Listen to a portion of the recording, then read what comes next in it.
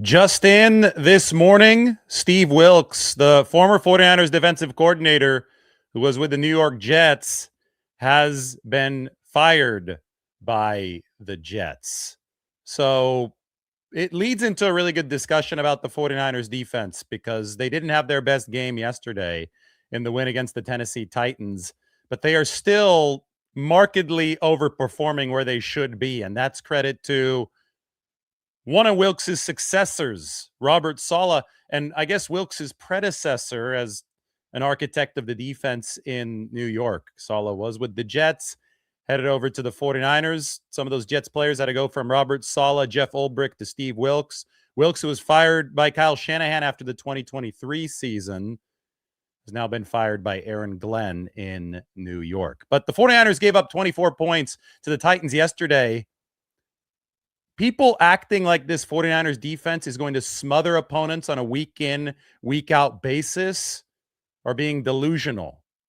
They're down A-list players. They're down Warner. They're down Nick Bosa.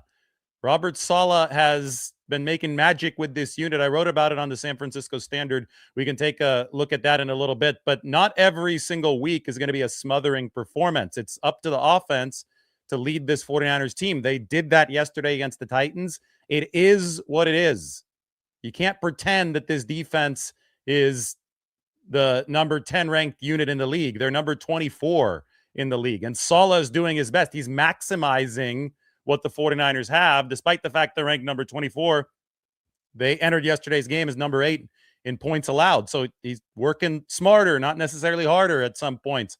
But that's just what the 49ers are working with right now. So I think some perspective is necessary because what we see right now is the 49ers maximizing the defense. Back when Steve Wilks was their defensive coordinator in 2023, I don't think that you could say the same. I mean, take a look at this. This is the rankings year to year of the 49ers defense. Blue is good. Red is bad. You could see here in 2025, they're ranked number 24, but they've been playing, when it comes to final results, points allowed, game flow control, they've been playing a lot better than the 24th ranked defense. Wilks' unit with the 49ers back in 2023, although it ranked 10th overall, flirted with absolute disaster in the postseason because they couldn't stop the run. They were ranked number 26 against the run. Yesterday's performance for the 49ers against the Titans is one that they'd like to forget. They gave up way too much leaky yardage, but it's one that I think we have to come to expect from a unit that is indeed ranked number 24 overall. They just are a little bit short on firepower. And, that was what I really, really was able to delve into in this piece up on the Standard. Saleh has made magic with a unit that has been decent in the secondary. This is a look at the defensive backs. You see a lot of blue on the screen here, but has been bad along the defensive line. Most of the blue along the D line is out with injuries and has not been good at the linebacker position. I got to get the linebacker chart up for you guys, but that's the gist of it. Saleh is making something out of very little for the 49ers in this season. And I think that Steve Wilks getting fired in New York is a reminder of the coordinator changes that the 49ers have made, from Wilks to Sorensen to Robert Saleh returning, and how much they've helped this football team just keep this defense afloat. But it's going to have to be the offense and the special teams leading the way. All right, quick step into the 49ers locker room. We always like these looks at what Kyle Shanahan has to say to the team. Well, yesterday was Kyle Shanahan's 46th birthday, so a nice surprise waiting for him in that victorious 49ers locker room. Well, congratulations to everybody. We took care of business. We got our 10th win of the season. Big deal, man. Hey, guys, we knew that's how that game needed to be. Appreciate everyone. Let's pray. Hang on one second. Hell of a job, fellas. 10 wins is a big deal. Like Kyle said, we got to finish better, right? Keep getting better. We got a hell of a leader here in our head coach. Happens to be his 46th birthday today.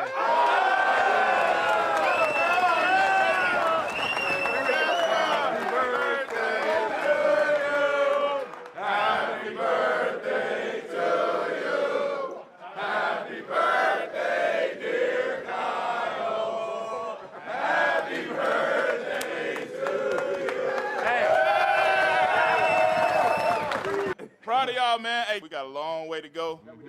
You know, we got some big goals, big plans for this season, bro. And the only way we're going to get there is together now. Let's go now. Win on 3. 1, 2, 3. Win! And that was Trent Williams happily breaking down the huddle. Kyle Shanahan, 46th birthday.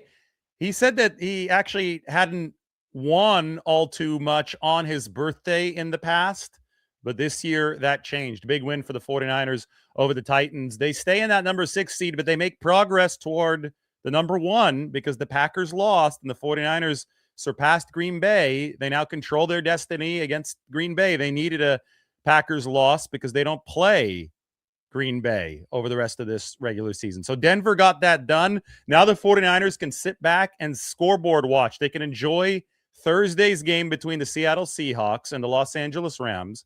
It's up in the Pacific Northwest.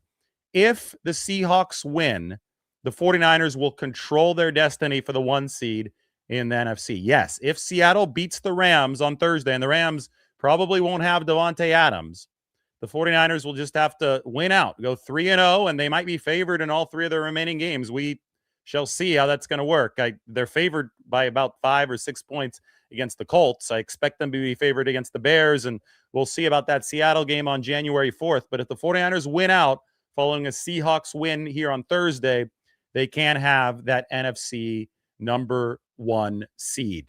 All of this is extra relevant because we, again, are seeing the MVP level version of Brock Purdy. And quarterback is this game's most important position. Let's get rid of the video here and put up the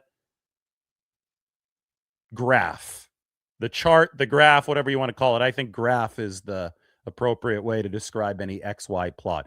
But remember in the 2023 season, Brock Purdy was in the upper right of this visualization.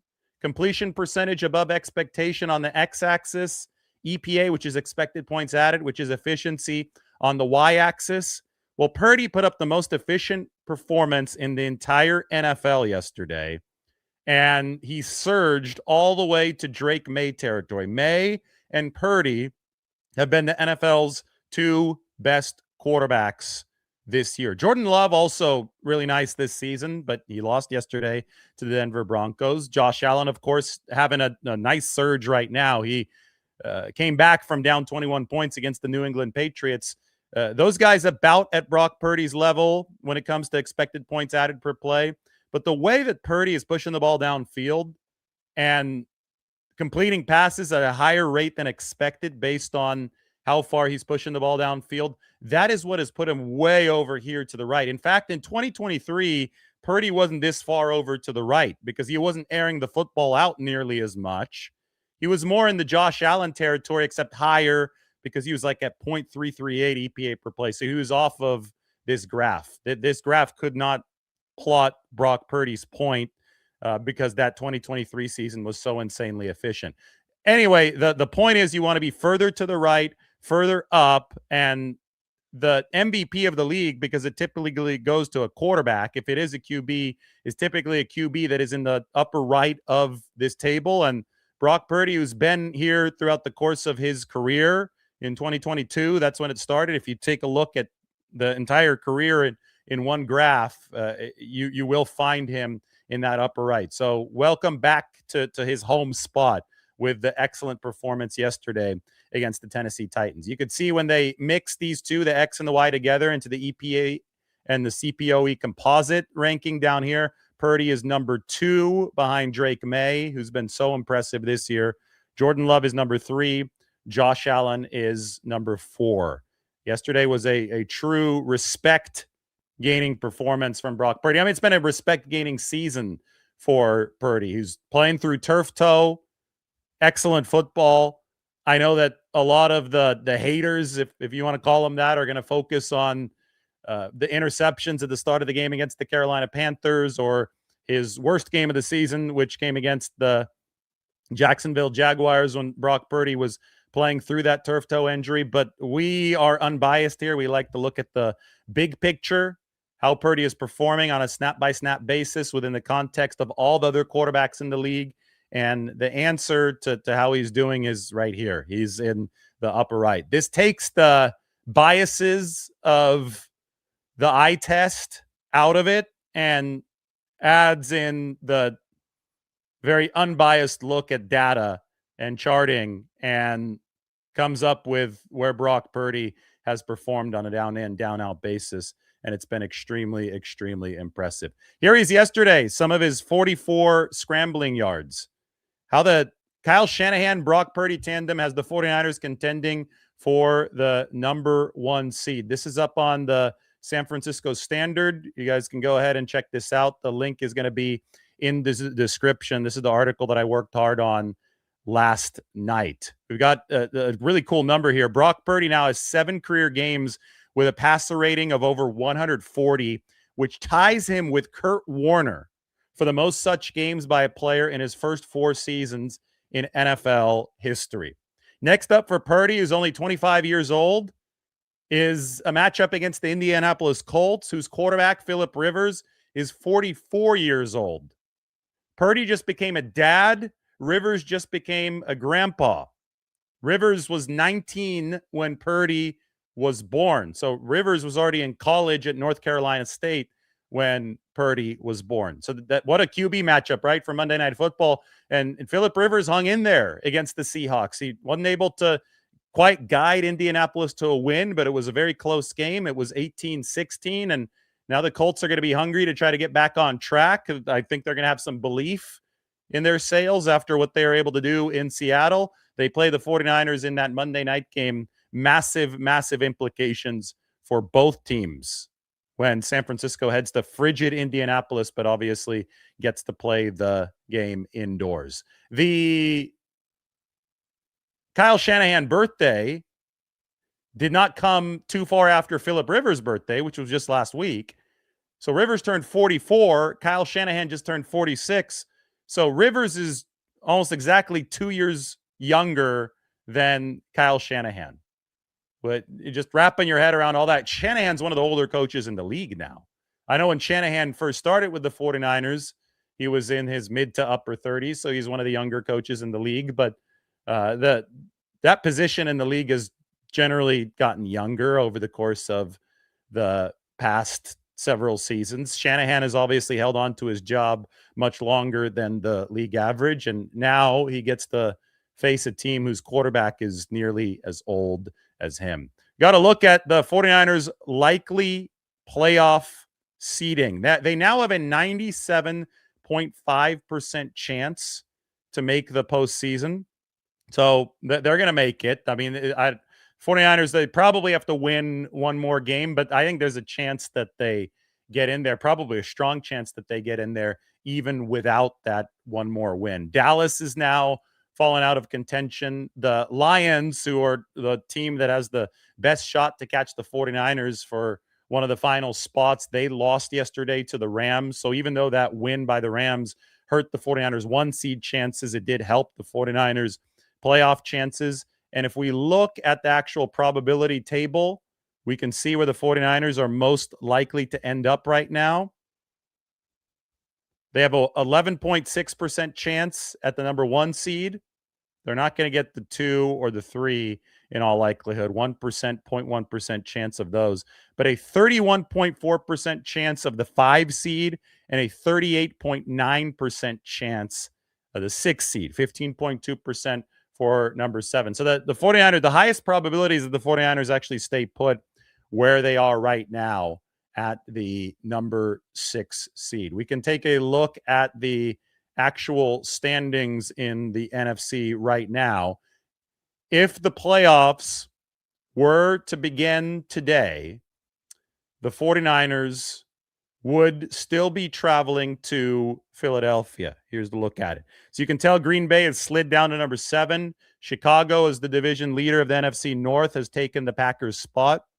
So it's the Rams at the top of the West, the Bears at the top of the North, the Eagles at the top of the East, and the Tampa Bay Buccaneers now at the top of the South after the Carolina Panthers lost. Then it's the wild card teams, Seattle, San Francisco, and Green Bay. 6 would play 3, so it would be 49ers at Philly in the wild card round of the postseason. If San Francisco moves up to seed number 5, That would be the case if they finished in second place in the NFC West. If they passed only one of the Rams or the Seahawks, then they would play the number 4 seed, which is going to be the NFC South winner.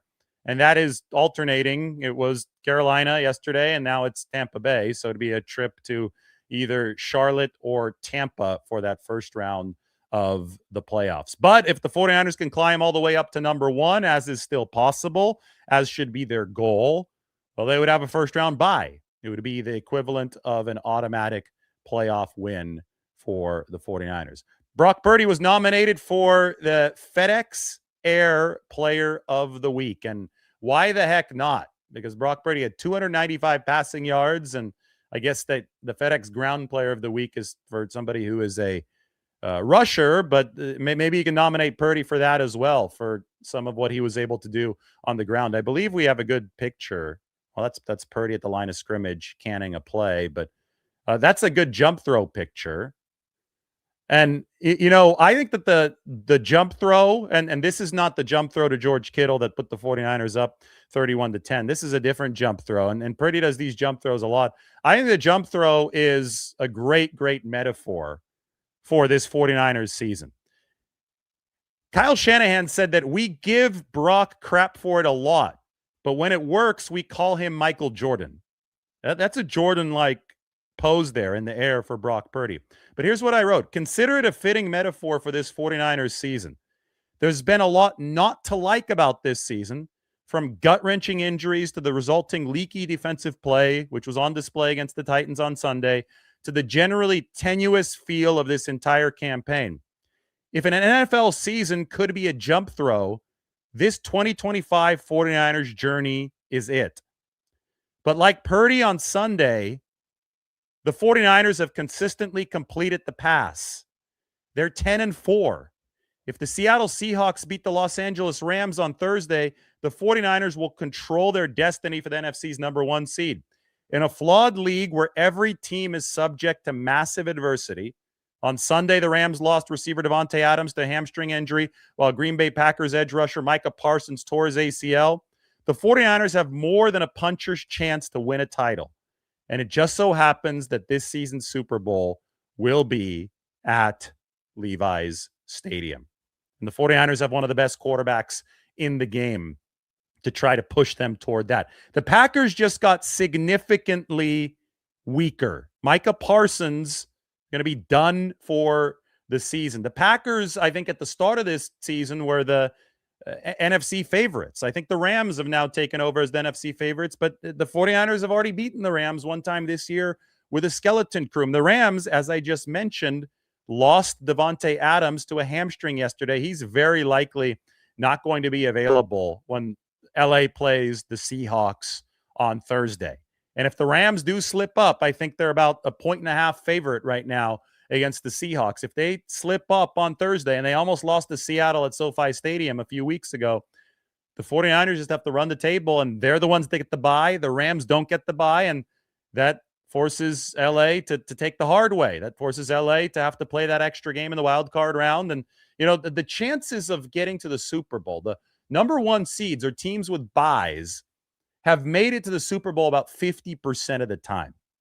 But teams who are down in one of the wild card spots who don't have a bye, their probabilities go down to about 15%.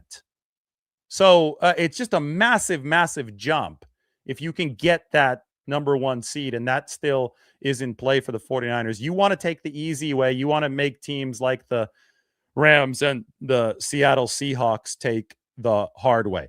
This is a cool graphic right here. I know that I go to the team tier chart frequently, and I've been saying that the 49ers are trying to move further to the right and further up. Well, ever since Brock Purdy returned 4 weeks ago, this is the split.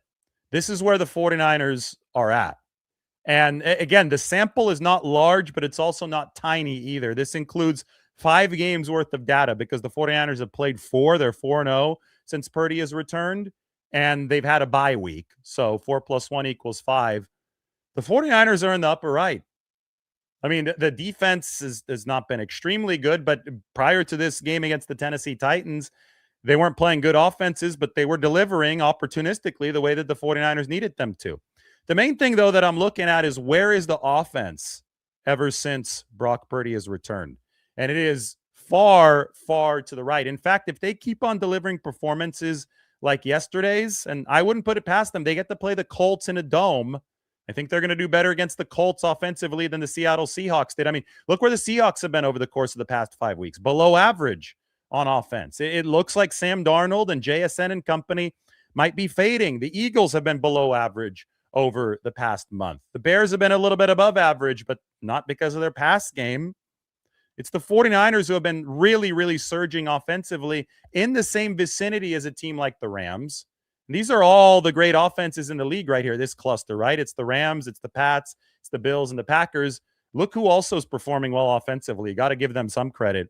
Bo Nix and the Denver Broncos. This is funny to see because Denver's defense is actually below average over the course of the past 5 weeks.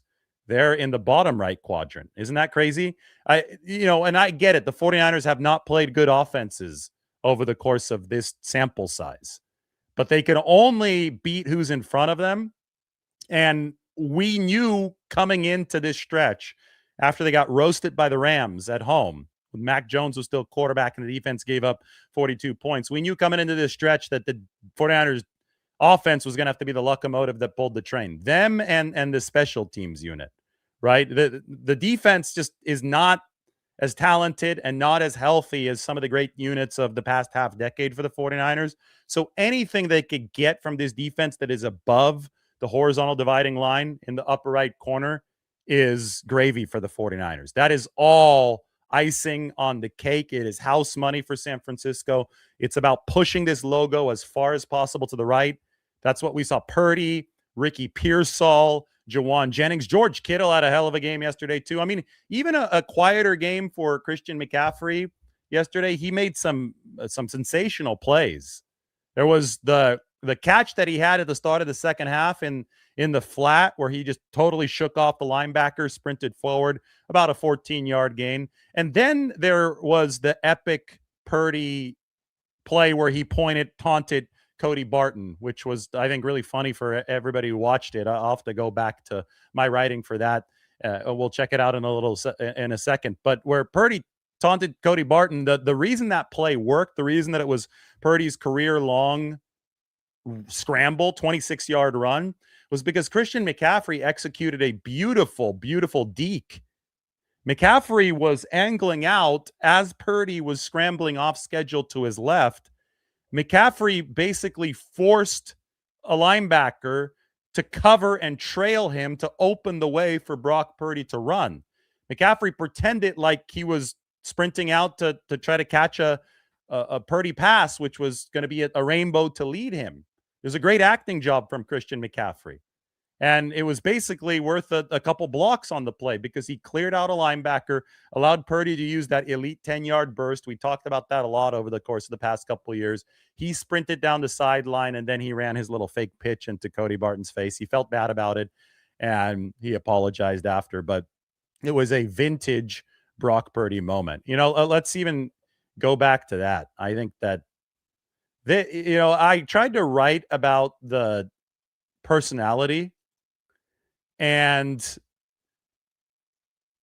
this right here probably is the funniest example of Brock Purdy's personality outside of the Dougie, but they talked about that again too. So it's 2 straight games, 2 straight big personality thermometer checks on Brock Purdy. But at the end of the run, Purdy faked the pitch into the chest of Titans linebacker Cody Barton.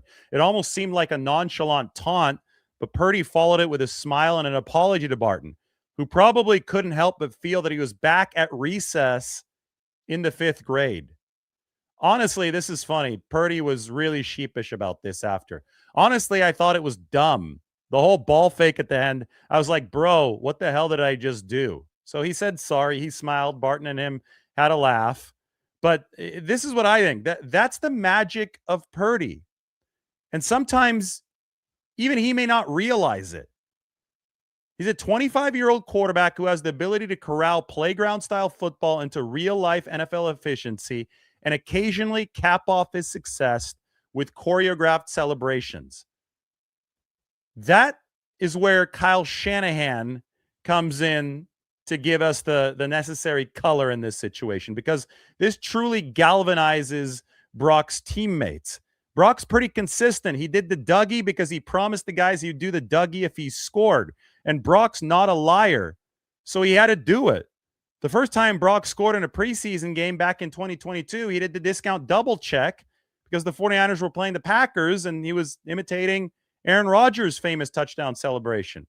We had no idea he had personality like that. But he does stuff like that on the field a lot. He just does it subtly. We love Brock. That's from Kyle Shanahan. And I think, if you want to begin to understand the mystery that is Brock Purdy, because a lot of people don't get it, right? A lot of people don't understand just how good he is. I mean, he's an MVP level type of quarterback. He's been the most efficient quarterback in the entire NFL ever since he joined the league. I don't think a lot of people fully process this. Maybe because he doesn't look the part. Maybe because he was drafted down to pick number 262. I don't know. I don't get it. But if people are to understand why he's a guy that can lead the 49ers to a Super Bowl and win a Super Bowl, even though they have the number 24 ranked defense in the entire NFL, they need to understand the personality aspect of it, because he makes everyone around him better. He's done that since he took his first snap against the Miami Dolphins, relieving Jimmy Garoppolo in 2022. He did that through 2023 when the 49ers had an ultra-loaded offense. He did it in 2024 when everybody got hurt, but Purdy was still number 6, number 7 in the league in QBR. He didn't have a bad year in 2024. It just wasn't as good as 2023 because the supporting cast was so beaten up. And he's definitely doing it here in 2025. 49ers, again, they're 4-0 ever since Brock Purdy returned. He's delivering in the upper right, back where he was in 2023. And the 49ers have every reason to believe that Brock Purdy is good enough to lead them to the promised land this year. Now, of course, they're going to need some higher level defensive play than what they did on Sunday. But again, we're dealing with realistic expectations here. The 49ers defense, and I talked so much about it in this piece that I wrote over the course of the bye week featuring Robert Saleh. The 49ers defense is just not working with a whole heck of a lot of raw materials. Saleh is doing as much as he possibly can with a beleaguered unit. The 49ers are short on pass rushers. Obviously, you would be if your two best guys are hurt. That's Nick Bosa and Yetur Gross-Matos. That situation should be at least partially remedied when Yetur Gross-Matos returns, perhaps as soon as this next week on Monday Night Football against the Colts. They're obviously short on linebackers. I mean, we went through that in this piece. Look, this is the pass rush. This is the defensive line. A lot of red there, right? You want blue. There's a lot of red, and most of the blue is currently hurt. I mentioned that they're struggling at the linebacker position, where you can see the linebackers here. The only blue here is also hurt in Fred Warner. So you're having big-time struggles at the linebacker position. On top of the fact that Warner is hurt, Tatum Bethune is also injured for the 49ers.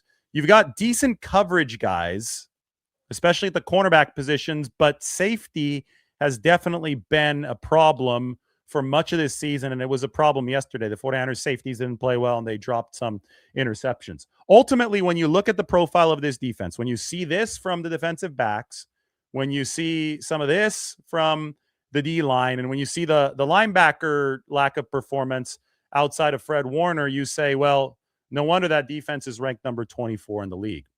But that's when you start to give Robert Saleh credit, because despite being ranked down to number 24, he has limited explosive plays to a number that's well above average for the 49ers. That's really good. They've muzzled opposing offenses and made them work down the field. And they've generally limited points. They've won in the red zone, and they've won on third downs at a much higher rate than last year. So this 49ers defense has picked and chosen the spots at which it's going to use its most valuable bullets.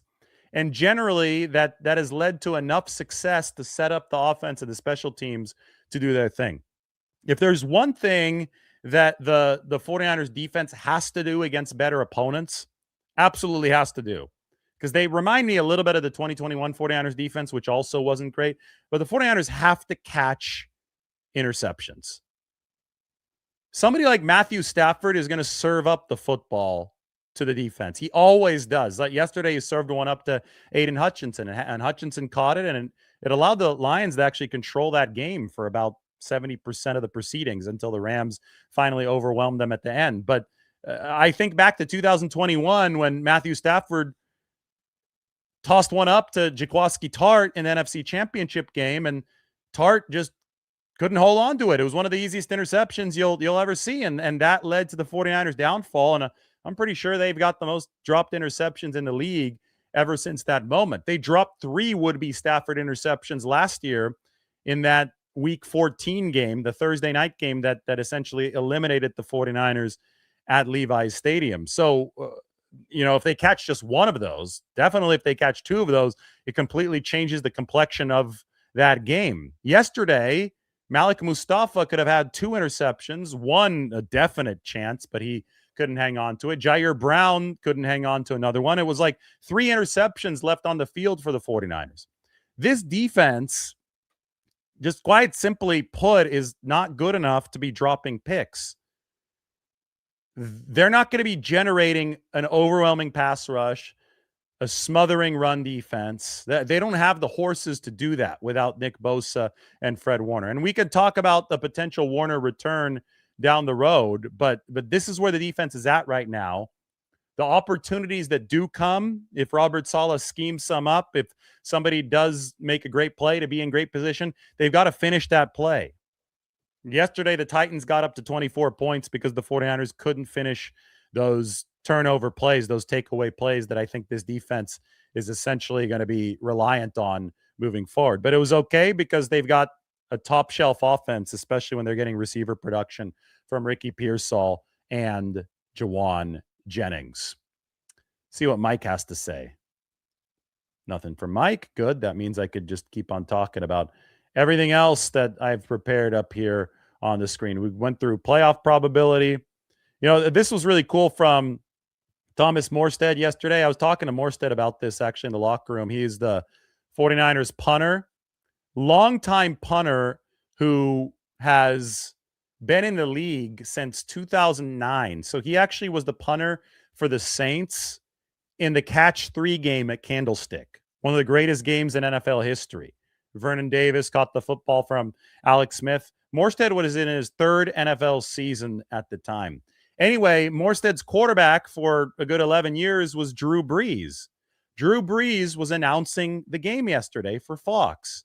Before the game, Morstead and Drew Brees talked about the 8 games that they played together over the course of their 11 years where the Saints did not punt a single time. 8 times that happened for Brees, who's one of the all-time greats. Well, Morstead said, I essentially manifested a 0-punt game into reality.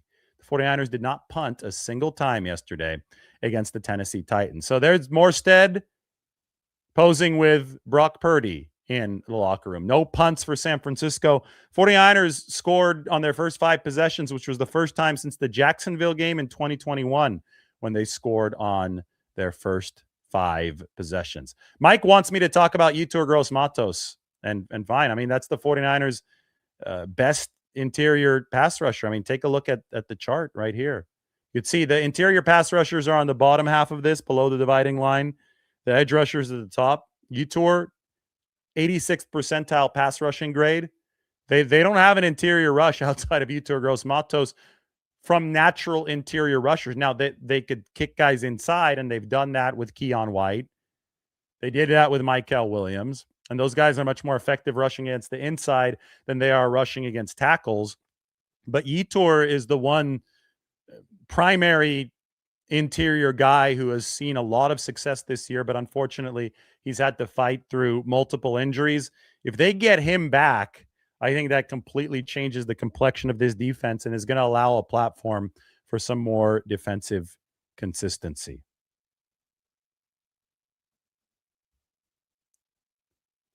All right, we got some questions.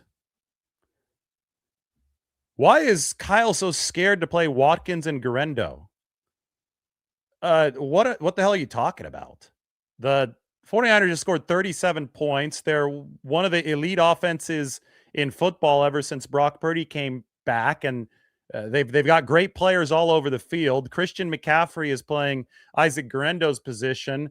Ricky Pearsall and Jawan Jennings and Demarcus Robinson are playing Jordan Watkins' position, and you want to take one of those guys off the field just to give one of these two guys some extra time? I'm sorry, you don't know better than Kyle Shanahan. He knows the game better than you do. So he's not coaching scared. He's coaching smart. He's putting his best players on the field. Watkins is not as good as who the 49ers are playing. Guerendo is not as good as Christian McCaffrey. It's preposterous that you would even suggest that Isaac Guerendo is better than Christian McCaffrey or Brian Robinson Jr. So, I mean, stuff like this, I mean, these are just bad takes. And I don't know if it's people who put players on their fantasy team and they thought that they had some kind of steal and they feel burned by it. But Kyle Shanahan is not coaching your fantasy team. Kyle Shanahan's coaching an actual NFL team, and he's doing a much better job than you could ever possibly dream of doing. You know, all these armchair analysts, Monday morning quarterbacks just screaming about Isaac Guerendo not playing when a future Hall of Famer like Christian McCaffrey is getting his touches instead. It is so delusional. It's not even funny at this point. And I think that's where a lot of the poor Brock Purdy analysis comes from.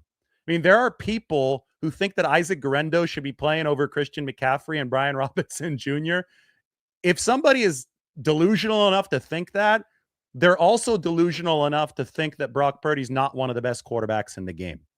Good thing is that we have facts and data to help us illustrate what the truth is. And Purdy's in the upper right. Mike is texting me saying, yeah, Guerendo's a raw running back. Doesn't have great vision. You have one of the greatest of all time in Christian McCaffrey. He gets the carries. You're trying to win football games. Brian Robinson Jr. is the best backup. You're trying to win football games. The 49ers margin is not big. Yesterday, they played one of the worst teams in the NFL, so they won by quite a bit. But on a week-in, week-out basis, you cannot burn snaps. They have relied on Christian McCaffrey volume to win the games that they've won this year. The majority of games that the 49ers have won this year, it has required volume production and volume usage from Christian McCaffrey to win, especially since they've had so many issues at the wide receiver position. So, you know, a lot of these armchair analysts who think that, oh, just plug in Guerendo because it will keep McCaffrey fresher, you would literally be trading wins in for losses. And you would get fired really quickly if you were the actual head coach. You wouldn't be able to handle the pressure. You think that it's easy typing on Twitter. You think that it's easy screaming at the TV at home. It absolutely is not. You don't know better than Kyle Shanahan.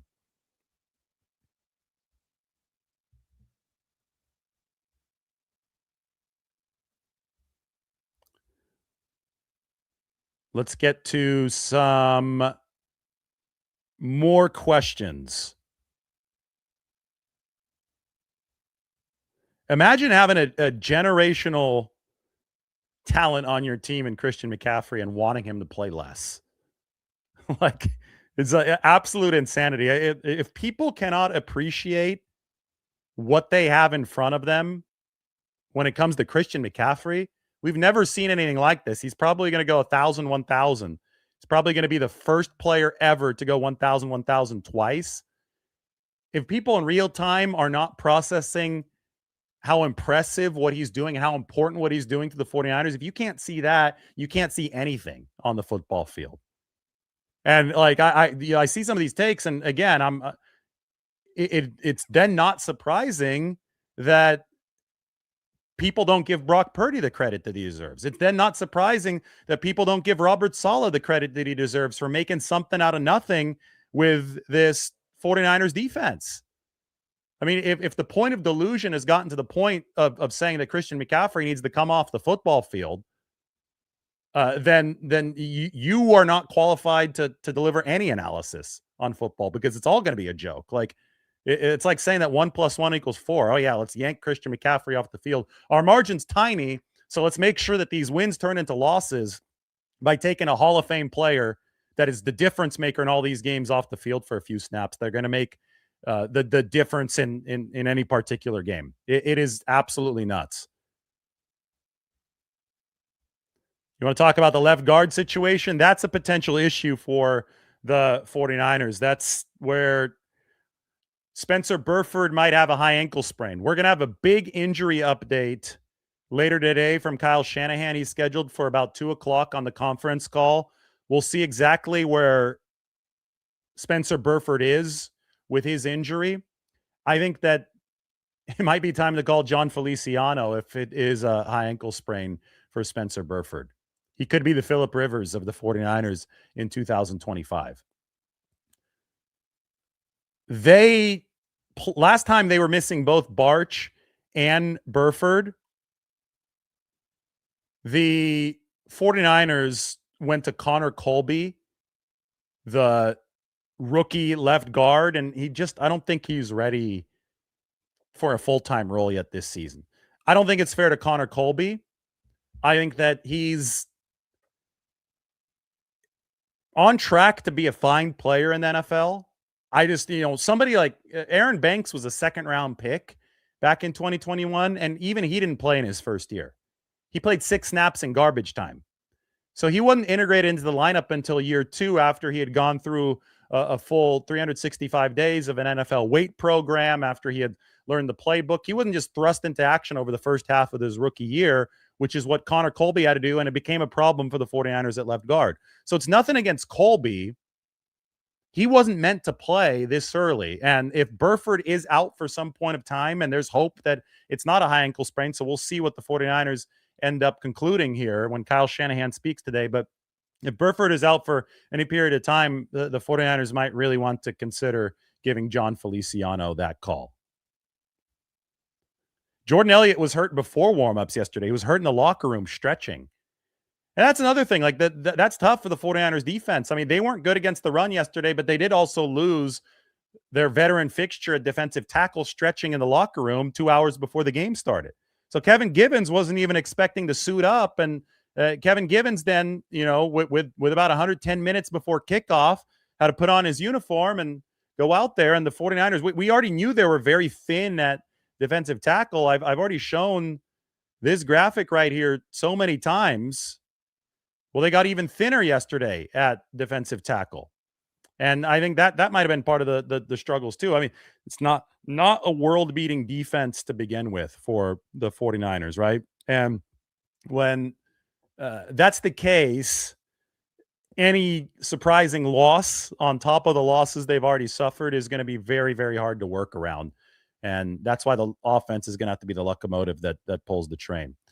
The 49ers next week are going to be playing, let's go back to the team tier chart. Let's see where the Colts have been. I know it's a totally different situation now for Indianapolis with Phillip Rivers as the QB, but the Colts were, if you look at this over the course of the whole season, especially up to a couple weeks ago, they were the top offense in the league over at the very, very right.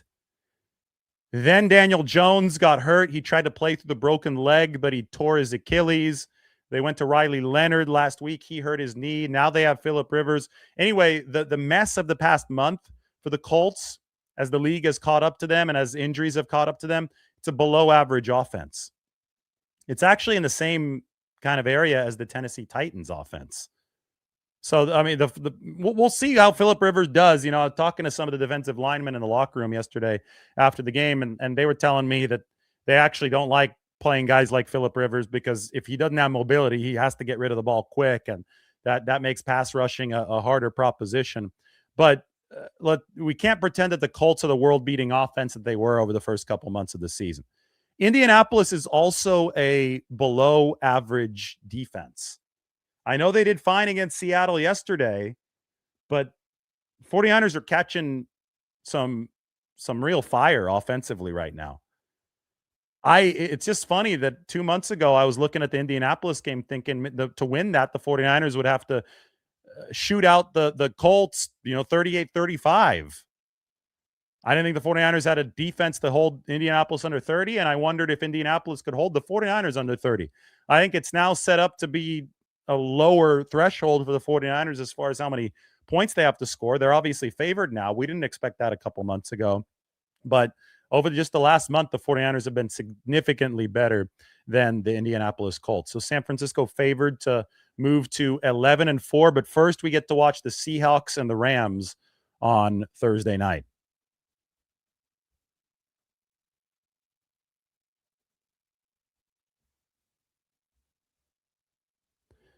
Mike has more thoughts on Isaac Guerendo. He's a good receiving back. I agree. It isn't nothing against Isaac Guerendo, too. Some people are going to say, oh, well, why are you ripping Guerendo? I'm not ripping Guerendo. I'm saying that Christian McCaffrey is a Hall of Fame player. Christian McCaffrey, one of the greatest of all time. He has revolutionized the running back position with his receiving ability. So if Guerendo's top trait is his receiving ability, you would take Christian McCaffrey off the field in passing situations. You wouldn't be taking Christian McCaffrey off the field in rushing situations for Guerendo for sure, because the vision for Guerendo has not yet developed. Guerendo converted from receiver to running back. Guerendo it's a good developmental depth piece. Put him on special teams. That's what they're doing right now. You are not taking Christian McCaffrey off the field for Isaac Guerendo. You're doing it only sparingly for Brian Robinson Jr. You've got to respect Christian McCaffrey and what he's contributing to this 49ers team.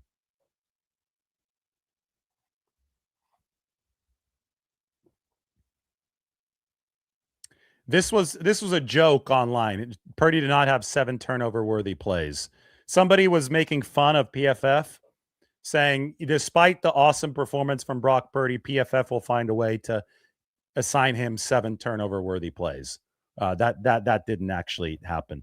Purdy, there's only been one game since he came back from the injuries where he did turn the ball over through an interception, and that was the Carolina game with the 3. But no picks yesterday, no picks in Cleveland, and no picks in Arizona. I think that his risk-reward calculator right now is on point. It seems that Brocken is in a really good place as far as identifying what's needed. Kyle Shanahan had a great quote yesterday. Kyle said, I want quarterbacks who throw into tight windows. If you don't throw into tight windows, you're not going to score a lot of points. So Brock takes chances, but he is taking calculated chances. I think that maybe that Carolina game, he was still trying to find the rhythm and tried to find the exact risk-reward balance that he wanted, and obviously he didn't quite nail it. Now he has it. Now he has it down, and now he's got to start doing it against better defenses. It's going to be a step up, I think, in every week to end this season, right? First, you've got the Indianapolis Colts, and again, this is performance just over the last month, but the Colts, they've been here all year, right about average defensively. And then it's going to step up to the Bears, who now have 30 takeaways on the season. So the Bears are very opportunistic. That's going to be all about taking care of the football against Chicago. And then the Seahawks, they've been one of the best defenses in all football. I know Purdy and company already beat them in week 1, but these next 3 weeks, the strength of schedule for the 49ers as far as what the offense has to face is going to get harder and harder. So that risk-reward calculator in Brock Purdy's brain is going to have to remain on point here over these next 3 weeks before the 49ers head to the playoffs.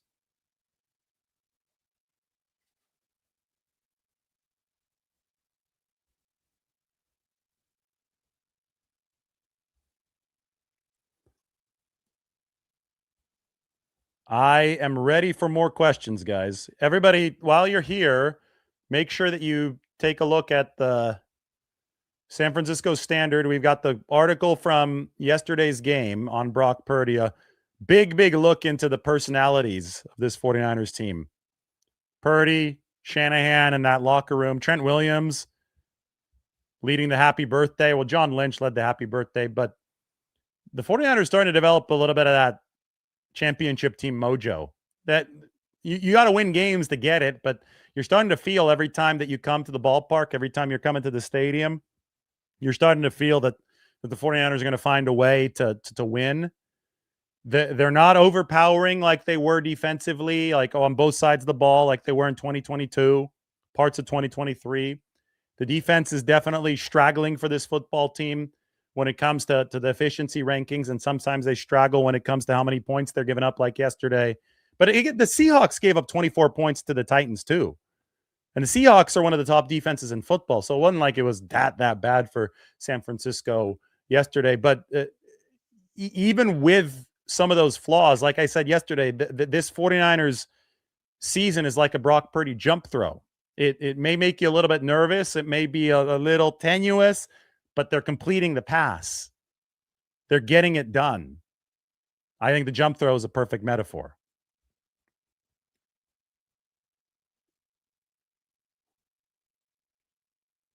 And then the 49ers, yes, this is a good right here. The 49ers are going to get back up at the linebacker position with Tatum Bethune potentially returning next week, although we'll have to check with Kyle Shanahan. It's a high ankle sprain, so those can stretch out. But Aaron Kendricks is also working into shape, and I think that could really help the 49ers, getting both of those guys back. I'm going to go to the PFF grades of this game. Let's see if they have those in for the 49ers at this point. Looks like they do. Good stuff. We can see the total pressures for the 49ers defense. 2 for Alfred Collins, 2 for Keon White, 2 for Kalia Davis, 2 for Bryce Huff, 2 for Cleveland Farrell, 1 for Robert Beal Jr. We can see the pass blocking pressures allowed for the 49ers.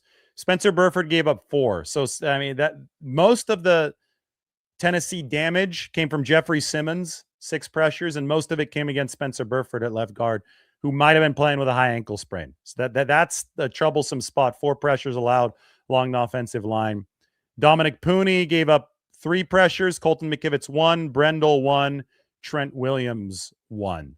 49ers highest graded offensive players were Trent Williams, Brock Purdy, George Kittle, and Ricky Pearsall.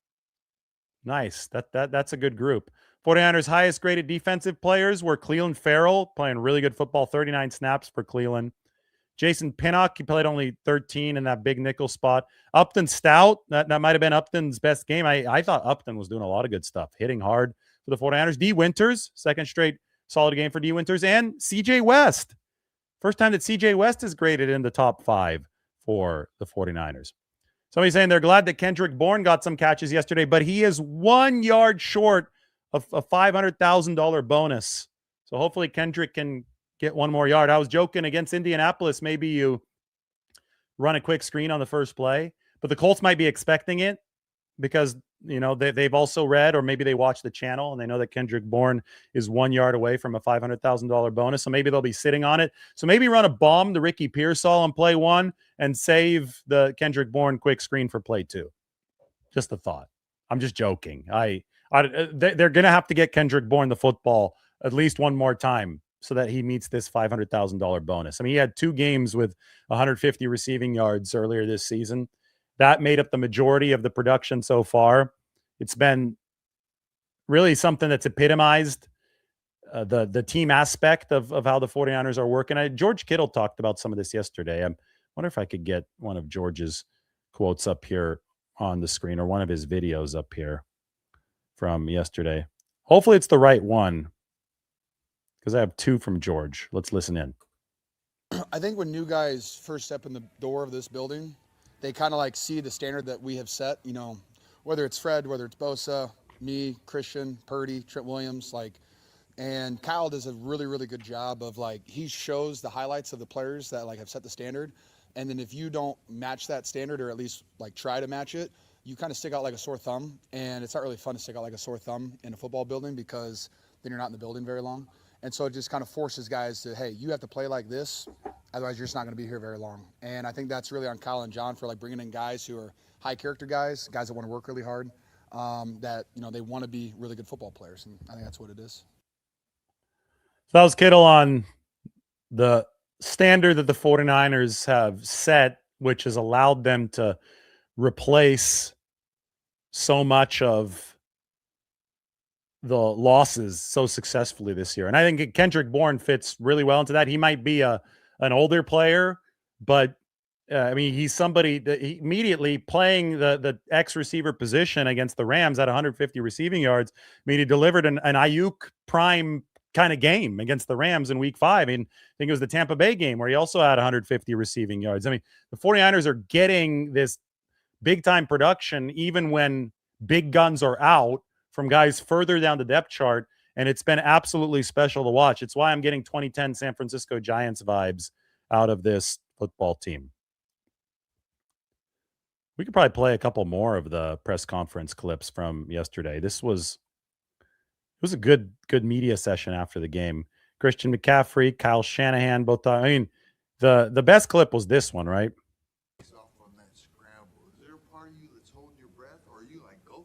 Absolutely not. He's Jesus Christ lizard running on water. Just no ball security, fake pitching at the end of a 40-yard run.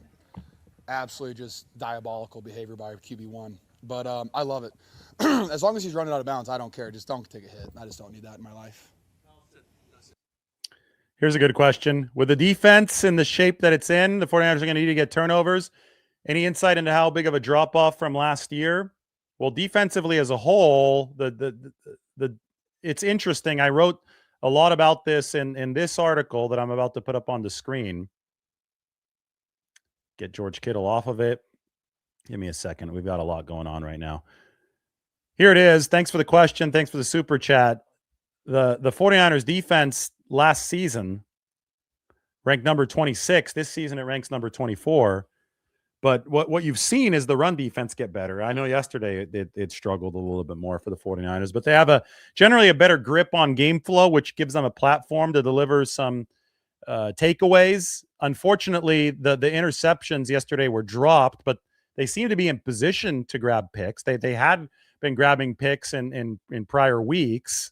They had a couple against the Arizona Cardinals, and obviously they had a couple against the Carolina Panthers. The Browns weren't able to do much through the air at all against the 49ers. And then yesterday, the 49ers had up to 3 interceptions set up on a tee, but they weren't able to grab them. So it's about catching the interceptable passes that come to you if you're the 49ers. And you're exactly right with your analysis that this defense is missing guys that's going to have to get takeaways. But I think that Saleh is scheming things up to put these guys in position to grab those takeaways. They just have to finish the execution of those opportunities. Back to the top of the show, Steve Wilks fired by the New York Jets. That is the former 49ers defensive coordinator. 49ers are very happy to have Robert Saleh now. It went from Wilks to Nick Sorensen to Robert Saleh. And life is a lot better for the 49ers.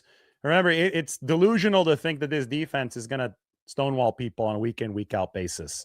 They're working with a limited arsenal. Saleh is doing a great job making magic with that limited arsenal. But it's going to have to be Purdy and the offense. That's why I wrote about them that leads the way for the 49ers. And they are leading the way. If the right result happens on Thursday, if the 49ers see the Seahawks beat the Rams, the 49ers will control their destiny for the number 1 seed. All right, everybody hit the sub button. We're trying to get up to 100,000. Be great if you could do that. Also, we're going to have to hear from one of our sponsors here very quickly. Hollow Socks. They sent me some of these socks, and they're very warm. I need the warm socks. I need to put some on right now. Barefoot, and it's cold here. But Hollow Socks feel amazing. They've got a reinforced structure of the heel and toe. They're perfect for hunt boots. They're everyday socks, breathable for daily wear, travel, or downtime. So for a limited time, Hollow Socks is having a buy 2, get 2 free sale. Head to hollowsocks.com today to check it out. That's hollowsocks.com for up to 50% off of your order. After you purchase, they'll ask you where you heard about them. You could support our show by telling them that we sent you. Everybody check out Hollow Socks at hollowsocks.com. Hit that subscribe button on this show. I appreciate everybody watching. A lot of data coming in this morning. 49ers offense scoring out really, really well. We'll talk to you a little bit later today with a big injury report. See you soon.